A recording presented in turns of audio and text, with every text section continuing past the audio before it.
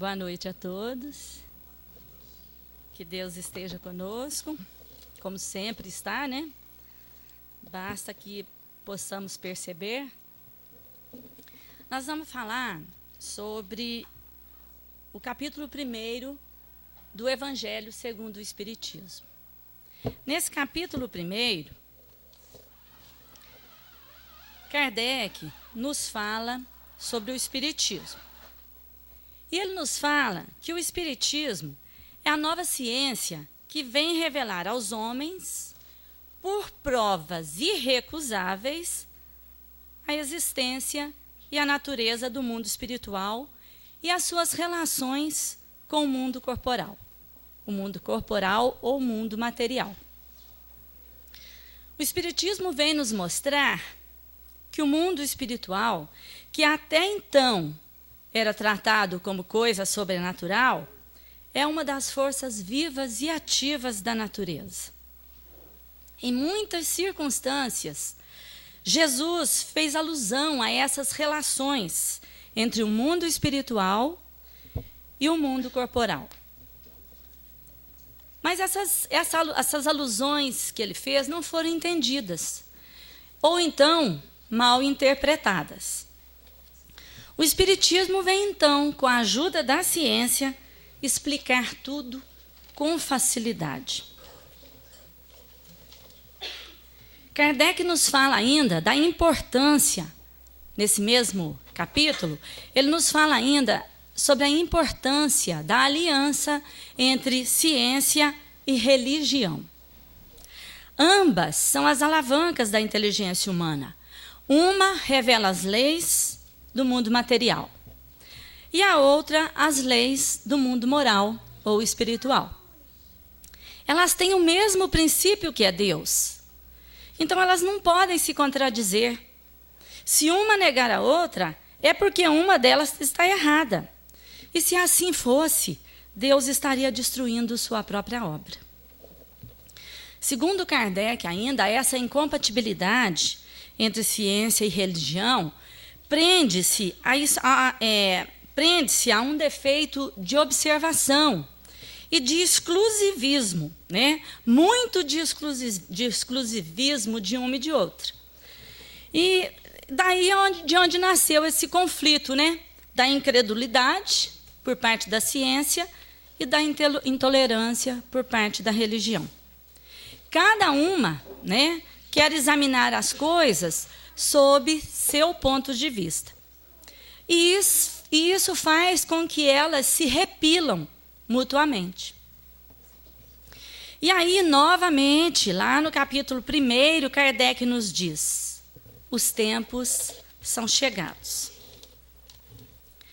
em que os ensinamentos do Cristo devem receber seu complemento, em que o véu lançado propositadamente sobre algumas partes desse ensinamento deve ser levantado, em que a ciência, deixando de ser exclusivamente materialista, deve inteirar-se do elemento espiritual, e em que a religião, cessando de menosprezar as leis orgânicas e imutáveis da matéria, essas duas forças, apoiando-se uma sobre a outra e andando juntas, se prestarão um mútuo apoio.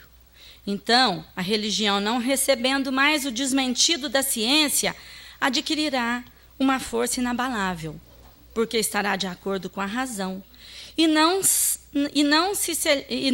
lhe poderá opor à irresistível lógica dos fatos. Então, Kardec diz que é necessário unir ciência e religião, e que essa união se daria por meio do conhecimento das leis que regem o mundo espiritual e suas relações com o mundo material. Essas leis são tão imutáveis como as leis que regem o movimento dos astros e a existência dos seres. O conhecimento dessas leis trazem inevitáveis modificações nas relações sociais. E essas modificações estão nos desígnios de Deus. Elas resultam da lei de progresso, que é uma lei de Deus, né? Kardec escreveu o Evangelho segundo o Espiritismo, né, antes de 1864.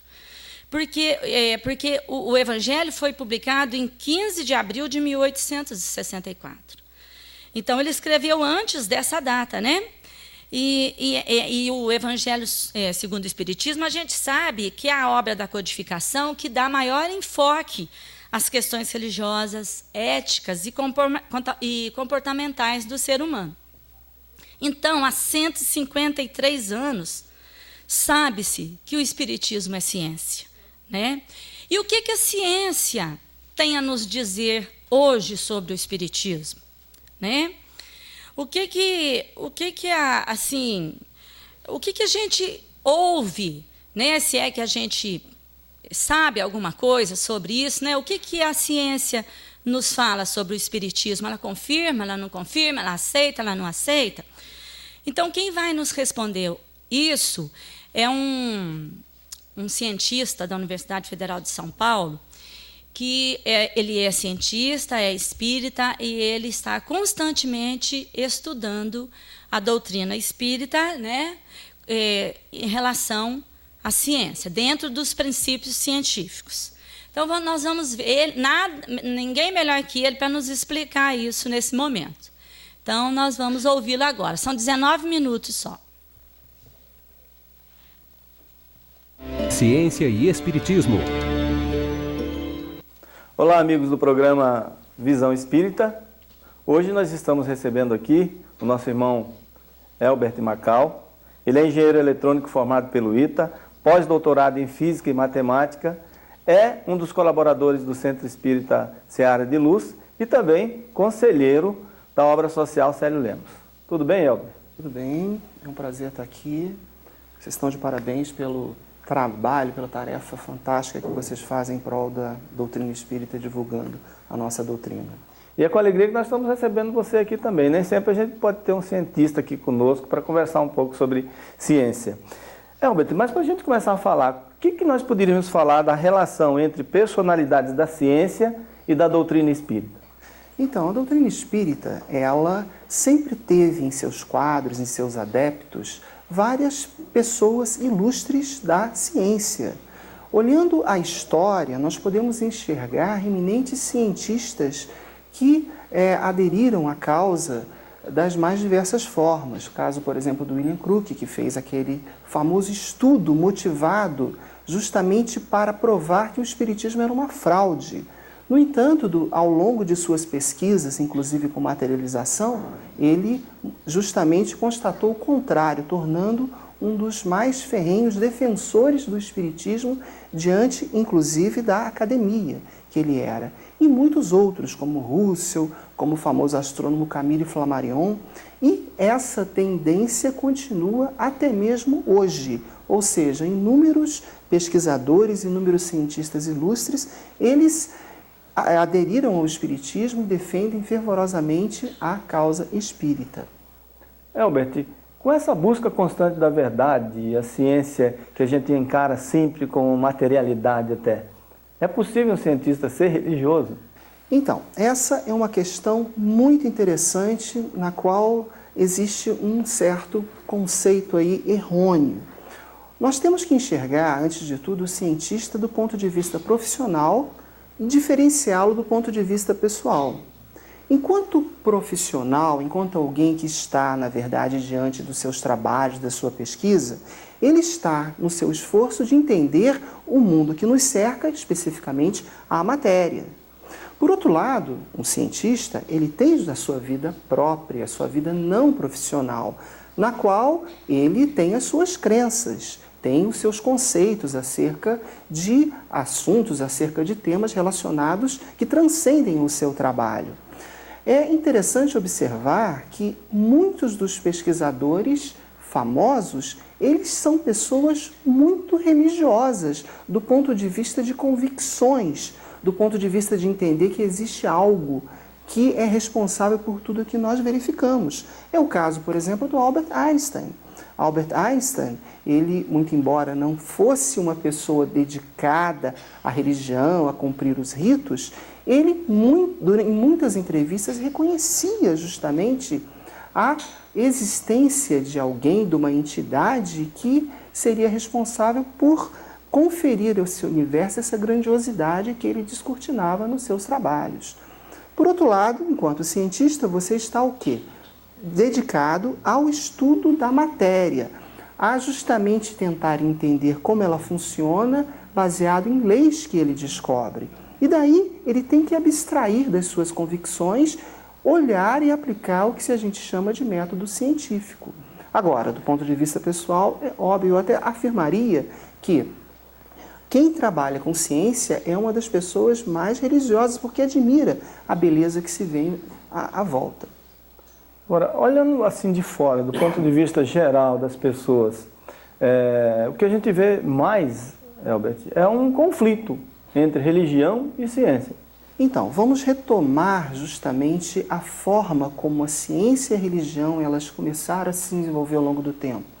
O exemplo clássico nesse aspecto é o exemplo do Galileu, né? Galileu foi justamente aquela pessoa que deu o arcabouço da ciência moderna, chegando justamente a desenvolver o que a gente chama de metodologia científica. Então, Galileu, ele com toda a sua autoridade, ele descortinou o universo, descortinou as luas de Júpiter através da luneta, entre tantas outras contribuições.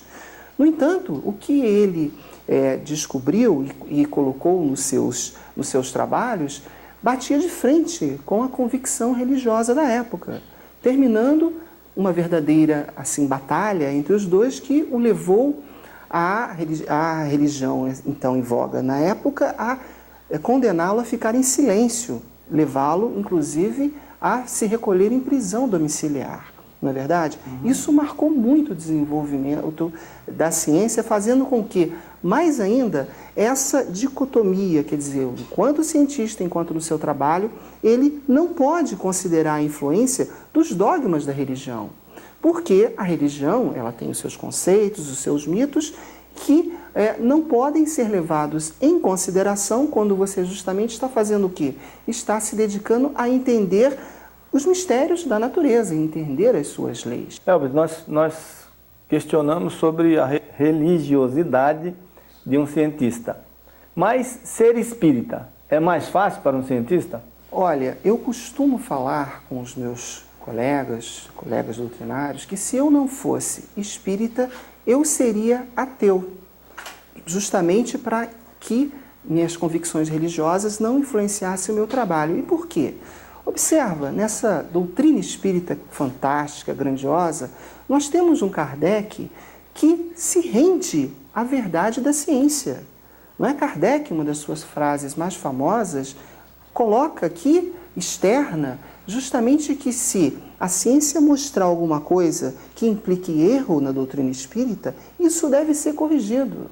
Desculpa, já mostrou alguma coisa a ciência que a doutrina espírita não tenha dado pelo menos uma pincelada? Então, essa sua pergunta, muito assim apropriada, ela nos leva a refletir sobre como é o mecanismo da ciência visto atualmente. Atualmente, graças ao trabalho em especial de um grande filósofo da ciência chamado Thomas Kuhn, a ciência ela é um processo de construção, onde, quando você está se debruçando sobre alguma coisa nova, existe um trabalho de se chegar ao que se chama de paradigmas, que são leis, que são metodologias, que permite entender, que permite explicar justamente com o que você está lidando.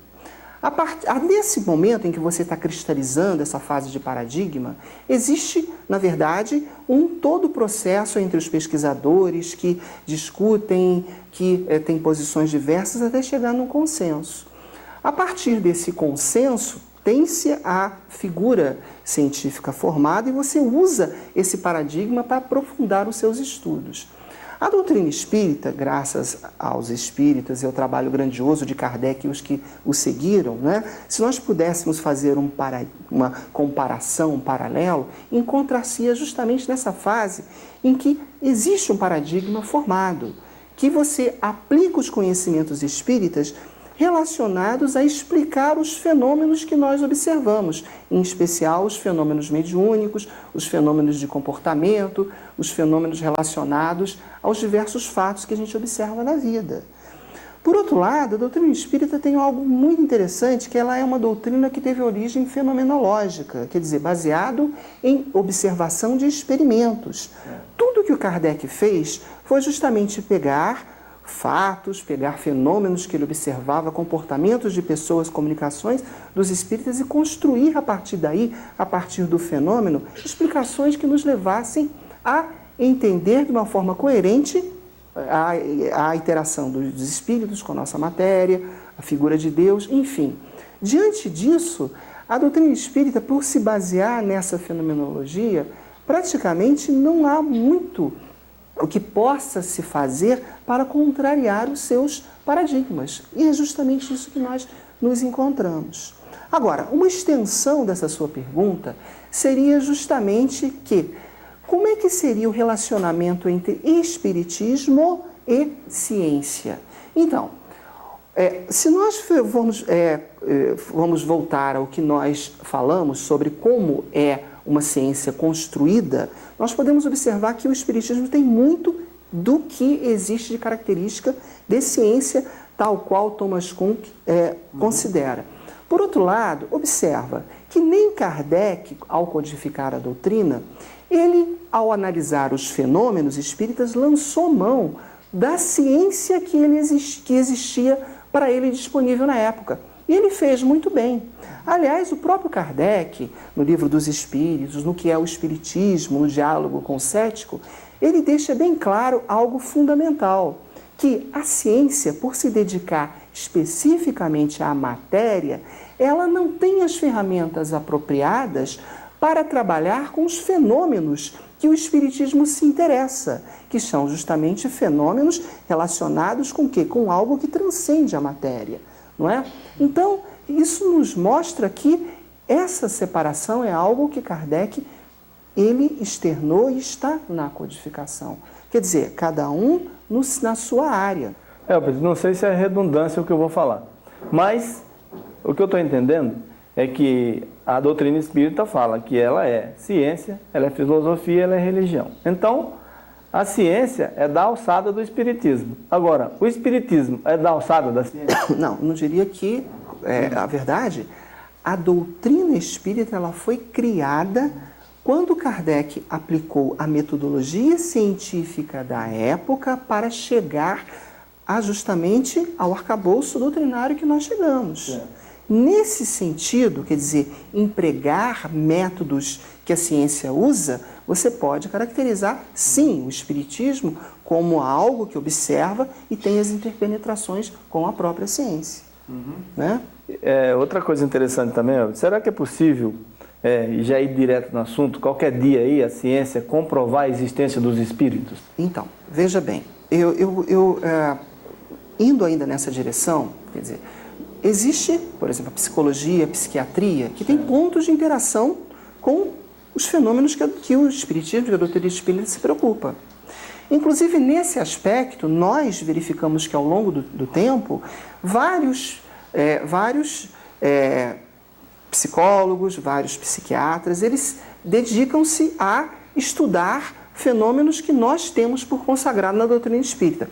Por exemplo, um dos mais famosos é o Ian Stevenson, aquele famoso autor que há uns 20 e poucos anos atrás, publicou aquele livro chamado 20 casos de vida, de reencarnação, digamos assim, o título não é bem esse.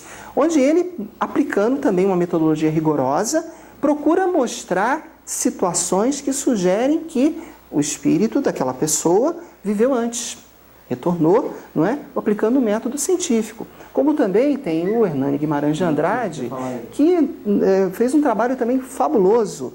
As obras dele dedicado a esse assunto são verdadeiras obras de primor, onde o método de investigação é aplicado e é de forma irretocável. Quer dizer, então, eles tentam, na verdade, entender. Agora, novamente, o espírito é espírito, matéria é matéria. Não dá para nós chegarmos justamente a dizer que a ciência vai conseguir provar a existência do espírito, porque eles estão em mundos totalmente diversos. Não tem como, porque um usa uma determinada metodologia, outros não. Aliás, é muito interessante que, volta e meia, nós verificamos até dentro, né, da literatura espírita de revistas, certas pessoas que procuram associar descobertas recentes da ciência com, eventualmente, a existência dos espíritos, com o mundo espiritual. É o caso, por exemplo, da antimatéria, né, que inclusive chegou até a ter um artigo publicado no Reformador, tentando explicar o mundo dos espíritos pela antimatéria. Justamente isso não tem o menor sentido, porque a antimatéria é algo que faz parte do nosso mundo. Não tem como usar essa teoria para explicar justamente a nossa matéria, para explicar o mundo dos espíritos. Como nós já mencionamos, Kardec não fez isso. Ele partiu de algo totalmente novo, porque ele sabia que, se assim o fizesse, ele iria chegar a resultados que não teriam, assim, sentido de forma adequada. A título de curiosidade, a transcomunicação a gente pode considerar como um ponto científico? Então, voltando um pouquinho mais nessa sua pergunta, observa, por outro lado, nós que somos espíritas, nós acreditamos em espírito, não é? Você já viu um espírito? Não. Ele já chegou aqui, já cumprimentou sua mão? Se nós perguntássemos, por exemplo, a um químico trabalha, na verdade, com átomos e com moléculas. Se perguntarmos a ele, você já viu um átomo? Você já viu uma molécula? Ele vai falar que não. No entanto, ele te dá inúmeros argumentos que permite a ele dizer que o átomo existe, que as moléculas existem e ele acredita neles. Mesma coisa em relação aos espíritos para o nosso lado.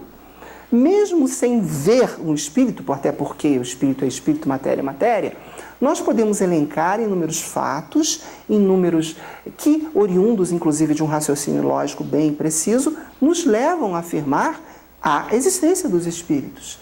É uma convicção nossa que a razão, como dizia Kardec, na verdade ampara. Então é a mesma coisa. Quer dizer, sem ver o espírito, nós podemos, o que? Perfeitamente deduzir, podemos aceitar, podemos crer na existência deles. Mesmo Kardec, não é, o grande mestre, ele também no que é o espiritismo, ele falava justamente sobre se levar um cético a uma reunião mediúnica o faria acreditar nos espíritos. E nesse diálogo que ele tem, né, com o cético, né, no que é o espiritismo, Kardec constrói os argumentos para mostrar que não. Porque esse cético iria destilar uma série de argumentos, porque ele não está aí convencido desse negócio. Então, na verdade, é a mesma coisa. Ou seja, não tem como você usar métodos científicos de uma ferramenta que é para estudar a matéria para provar a existência dos espíritos. O que não significa que você não possa afirmar, com base em argumentos, com base de observações indiretas, que eles existem. Elbert, nós estamos vivendo um momento que, para nós espíritas, segundo informações da espiritualidade, de Valdo Pereira Franco, o espírito do Dr. Bezerra de Menezes, nós entramos na fase de regeneração, no período de regeneração do nosso planeta, né? E nós estamos vendo aí muitas transições acontecendo no próprio planeta, no aspecto físico, no aspecto fisiológico, né? Nas catástrofes que estão acontecendo aí cotidianamente. O que a ciência tem para aí, num futuro próximo, para mostrar para a gente em relação a essa transição? Tem alguma coisa? Então vamos falar do ponto de vista da ciência, né? Realmente, o nosso mundo ele está passando por determinadas situações em que justamente muito das modificações que nós estamos observando possam ser atribuídos ao fator antropogênico, quer dizer, a influência do homem, não é? E isso, na verdade, inclusive está tendo uma consciência de tentar controlar, digamos assim, a ação do homem sobre a natureza. Então, nesse aspecto, existe, na verdade, um clima de mudança, porque são mudanças que nós estamos observando que não assim estão em correspondência com mudanças anteriores que a Terra já passou durante a sua evolução, onde nós estamos falando milhões de anos, não é? Então, quer dizer, tudo indica que realmente a nossa Terra está passando por um momento de modificação. Isso é o que evidências se acumulam, muito embora não se possa afirmar com toda certeza, nos indicam, não é? Agora, é possível, na verdade, correlacionar esse momento que nós estamos vivenciando, com justamente as notícias que os Espíritos nos trazem acerca dessa, na verdade, transição. Nós também não podemos esquecer que a vida aqui na Terra é realmente digamos, quase como algo muito especial, porque a nossa Terra, ao longo dos milhões de anos, teve várias transformações, bombardeamentos de asteroides, vulcões, inclusive atualmente detectados, que se entrarem em erupção podem causar um estrago muito grande. No entanto, parece que se você fosse olhar apenas do lado científico, a nossa humanidade escolheu uma época de calmaria, mais ou menos, para evoluir, né? No entanto, essas transições, elas ocorrem. E, olhando do ponto de vista das notícias dos Espíritos, dá para se pensar, conceber que existe, na verdade, uma orquestração aí em volta, né? Queridos amigos, infelizmente nós chegamos aqui no final da nossa entrevista, mas temos a certeza que o Dr. Elbert aqui tem muitos assuntos para...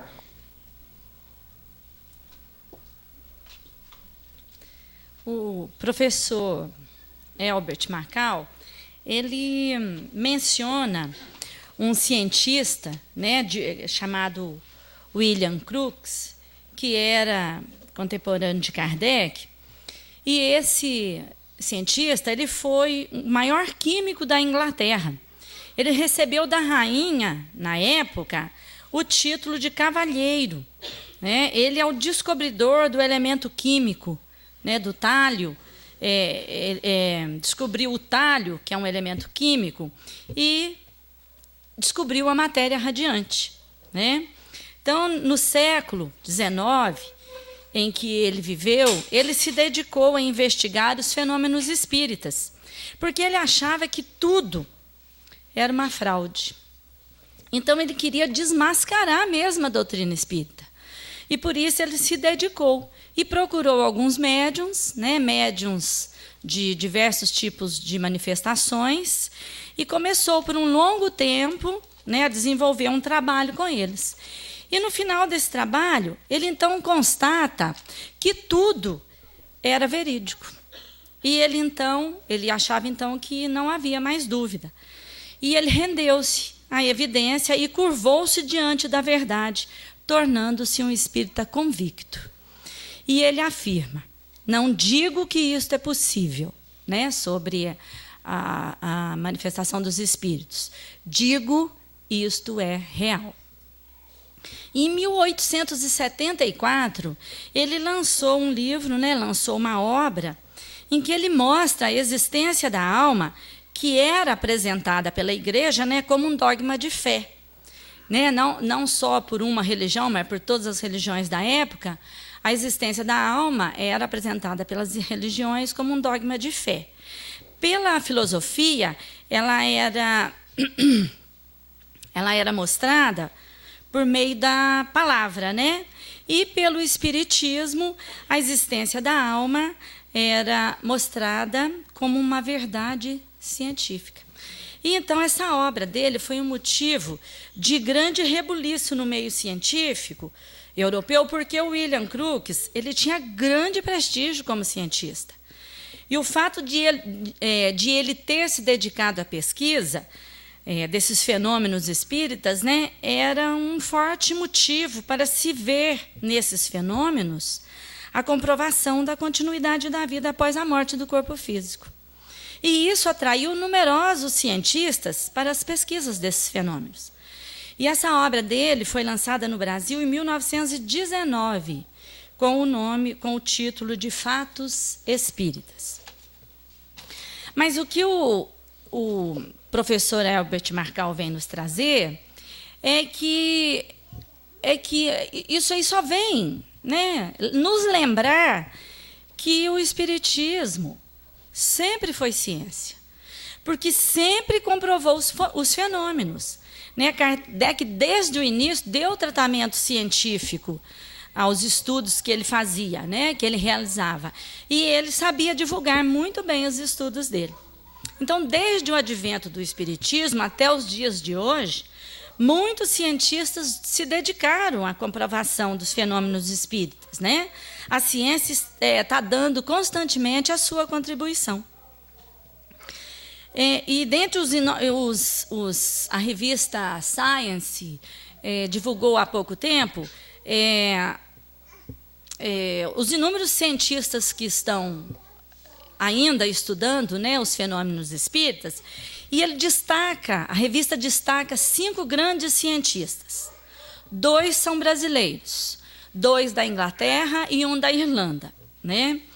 Um é psiquiatra, um brasileiro que é psiquiatra, que é da Universidade Federal de Juiz de Fora. Ele está estudando, ele vem estudando já há um bom tempo, as experiências de quase-morte e curandeiros mediúnicos. As experiências de quase-morte também estão sendo estudadas lá pelo pioneiro, né, foi até quem começou, o inglês, que está até desenvolvendo esse trabalho junto com esse cientista da Universidade Federal de Juiz de Fora. Temos um outro também cientista que está pesquisando a eficácia das terapias mediúnicas. Ele é um neurologista, né? E ele é da faculdade, da Universidade Federal de São Paulo também. Tem um outro neurologista que é de Londres, um cardiologista que é da Irlanda e também um psicólogo da Inglaterra. Então, a ciência está sempre, né, trabalhando, estudando os fenômenos espíritas. Esse da Irlanda, ele está buscando evidências concretas de reencarnação. E ele está pesquisando crianças que falam de vidas passadas, né? Então, ele está fazendo um estudo muito interessante e que, daqui a algum tempo, um breve tempo, será divulgado. Mas Kardec nos diz que, em relação, nesse mesmo capítulo 1, ele nos fala que, em relação às pessoas que se negam a acreditar nos fenômenos espíritas, né, nesse mundo espiritual que está em constante relação com o mundo material, ele diz que, em todas as coisas, há pessoas que permanecem para trás, até que sejam arrastadas pelo movimento geral, que as esmagará se elas quiserem resistir em lugar, né, de a ele se abandonarem. Então, está lá no capítulo 1 do Evangelho segundo o Espiritismo. Né, se alguém quiser conferir, pode ir lá, que ele fala bem mais coisas da nova era, né, sobre essa contribuição da ciência para o Espiritismo. Mas quando a doutrina espírita, né, vale a gente lembrar, quando a doutrina espírita nos diz que ela é ciência, filosofia e religião, né, nós já sabemos que é ciência, que é filosofia, nós temos que saber também que religião é essa, né, na visão da doutrina espírita. Não é essa religião de cantoria, essa religião de adoração, né, essa religião de jejuns, essa religião de dogmas, não é essa. A religião do Espiritismo é a religião do entendimento da vida. Né? Nós temos que entender a vida, nós temos que gostar da vida, nós temos que observar a realidade em que nós vivemos e procurar viver o melhor possível. A gente tem que procurar viver cada dia melhor, a cada dia ser uma pessoa melhor, a cada dia realizar transformações íntimas, mudanças íntimas, para que sejamos melhor. Né? Não adianta irmos à igreja, cantarmos, adorarmos, se nós não modificamos, se nós não nos tornamos a cada dia uma pessoa melhor. Então, religião para o Espiritismo é isso, é comportamento, é ética, é transformação moral da nossa parte. Né? Então, muito obrigada a todos, boa noite.